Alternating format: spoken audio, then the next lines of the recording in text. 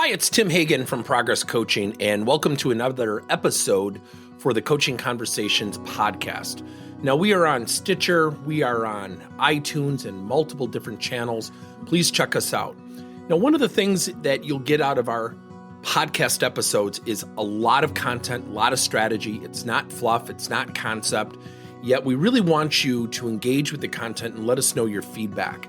If you have any questions, feel free to reach out to us. If there's topics you'd love to have us address, we would love to share them with you. Let us know your impact and let us know your feedback. When cultivating self-awareness, one of the things you can use is leverage what we call the OAT principle. Observe, act, and tell. Let me give you an example.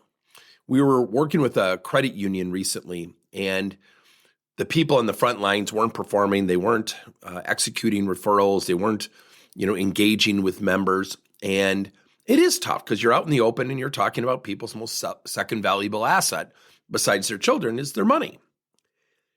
And it can be very uncomfortable. And I'm going to use a demographic, younger people.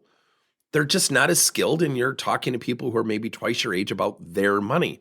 Not comfortable. So what we did is we implemented an OAT principle. When you are having downtime at your teller station, observe your teammates.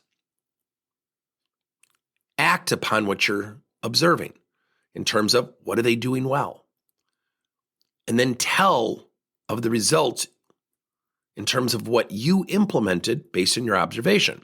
So when you observe, it fuels the brain. When you act, you're taking what you learned from the observation, and then you're going to tell of the success.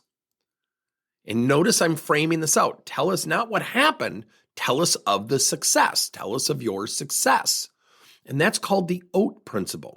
See, one of the things that we do when we have downtime or when we're not as busy, we tend to take breaks, mental breaks. I'll give you another example. I had somebody who really wanted to move into management. And one of the key components was leading meetings at this particular company. They were very data-driven. You had to do a lot of stand-up presentations.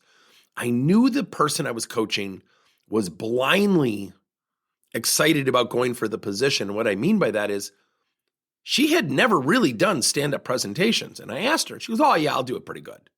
I'll do it pretty well."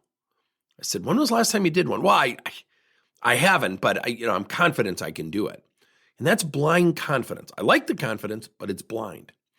So what I had her do for 4 to 8 weeks, I think it was, is just observe presenters.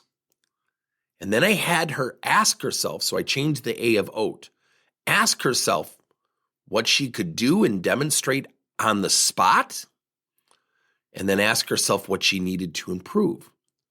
And she had to journal that. And then she was going to tell me of her commitment to improve. So again, you can use the OAT principle and adapt it differently. After about 4 presentations, she started to say, "I've never really done it from a PowerPoint. I've never done a stand-up presentation. I need to practice." She referenced a couple of speakers, how confident they were, how they knew the numbers and never referenced the slides again. And she said, "I found that intimidating." I said, "What do you think happened to your confidence?" She said, "It's a little shaken." I said, "Well, that's good."